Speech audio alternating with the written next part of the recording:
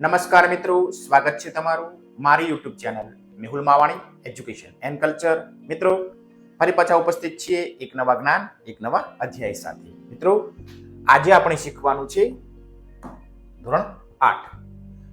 ધોરણ 8માં મિત્રો આજે આપણે શીખીશું વિષય ગુજરાતી. ગુજરાતી વિષયનો એકમ છે પહેલો, જેનું આપણને નામ આપ્યું છે આ તો ઈષ્ટનો આવાસ. મિત્રો આ એકમના આપણે શબ્દાર્થ, શબ્દ સમૂહ અને સ્વાધ્યાય અંગે આ વિડીયોમાં ચર્ચા કરીશું.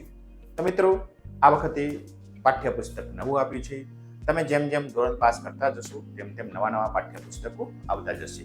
અત્યાર સુધી આપણી જોડે સેમિસ્ટર સિસ્ટમ હતી, એટલે કે સત્ર વાઇઝ પુસ્તકો આપતા હતા. હવે એક સળંગ પુસ્તક આપ્યું છે અને તેમાંનો પહેલો એકમ આ તો ઈષ્ટનો આવાસ. આ એકમનો આજે આપણે શબ્દાર્થ, શબ્દ સમૂહ અને સ્વાધ્યાય અંગે ચર્ચા કરીશું. તો મિત્રો તમે એકમને શીખી ગયા હશો, જાણ્યું હશે, માણ્યું હશે. સુંદર મજાની કવિતા છે કરસનદાસ માણેકની, તે તમે ગાઈ હશે.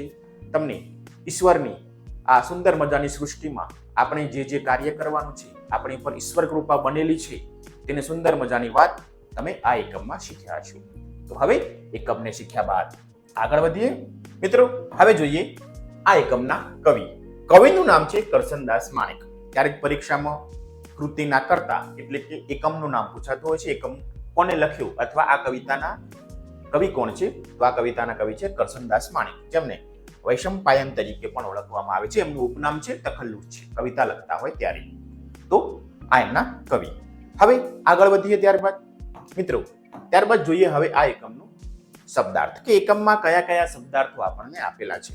શબ્દાર્થનો અભ્યાસ આપણે એટલા માટે કરી લઈશું કે આપણા શબ્દ ભંડોળમાં વધારો થાય, જોડે જોડે પરીક્ષામાં ક્યાંક સમાનાર્થી શબ્દ અથવા શબ્દ સમૂહો માટે એક શબ્દ પૂછાય તો આપણે આપેલા પ્રશ્નનો ઉત્તર લખી શકીએ.